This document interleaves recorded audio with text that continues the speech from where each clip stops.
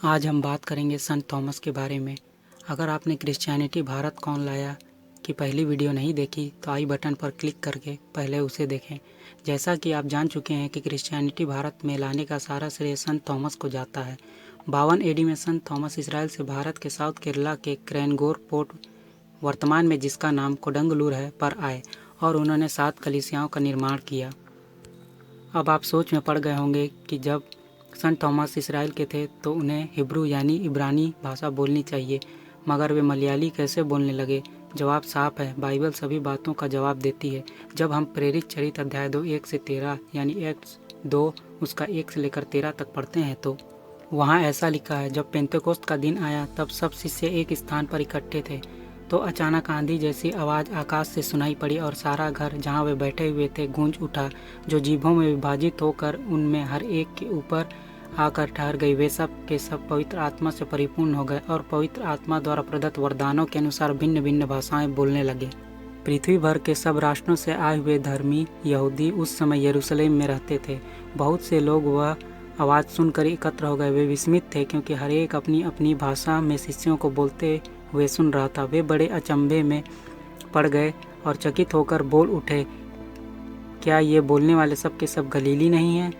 तो फिर हम में से हर एक अपनी अपनी जन्मभूमि की भाषा कैसे सुन रहा है? पार्थी, मेदी और एलामती, मेसोपोटामिया, यहूदिया और कप्पादूकिया, पोंतुस और एशिया, फ्रुगिया और प्रफुलिया, मिस्र और कुरैने के निकटवर्ती, लीबिया के निवासी, रोम के यहूदी तथा दीक्षार्थी प्रवासी, क्रेता और अरब के निवासी, हम सब अपनी अपनी भाषाओं में ईश्वर के महान कार्यों का बखान करते सुन रहे हैं। सब के सब बड़े अचंभे में पड़कर चकित रह गए और एक दूसरे से कहते थे, यह क्या बात है? कुछ लोग उपहास करते हुए कहते थे, ये तो नई अंगूरी पीकर मतवाले हैं। इससे साफ पता चलता है कि संत थॉमस को इस घटना के बाद मलयाली बोलने का वरदान मिला होगा, जिससे वे यहाँ के निवासियों में यीशु के पवित्र नाम का प्रचार करते होंगे। धीरे धीरे उनके अनुयायी बढ़ने लगे और उनके इस कार्यों से कुछ लोग नफरत करते होंगे, जैसा कि आज देखा जा रहा है। प्रचारकों को पीटा एवं धमकाया जा रहा है, जबकि हमारा संविधान सबको अपने अपने धर्म का प्रचार करने और उसका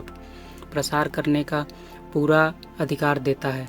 लेकिन लोगों के डराने एवं धमकाने के बावजूद संत थॉमस गॉस्पेल का प्रचार करते रहे। तब कुछ लोगों ने मायलापुर में 72 एडी के आसपास उन्हें मार डाला।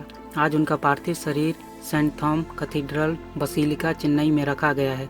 सभी 12 चेलों का अपना एक महत्वपूर्ण स्थान है, जिनमें संत थॉमस का भी है। वह महत्वपूर्ण इसलिए भी है क्योंकि जब हम संत यूहन्ना उसका अध्याय 20 पद संख्या 24 से 29 पढ़ते हैं तो वहाँ पता चलता है कि ईसा के आने के समय 12 में से एक थॉमस, जो यमल कहलाता था, उनके साथ नहीं था।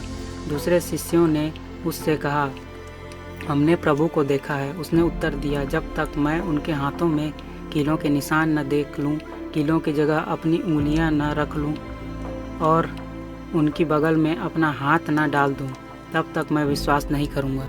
उनके शिष्य फिर घर के भीतर थे और थॉमस उनके साथ था। द्वार बंद होने पर भी ईसा उनके बीच आकर खड़े हो गए और बोले, तुम्हें शांति मिले।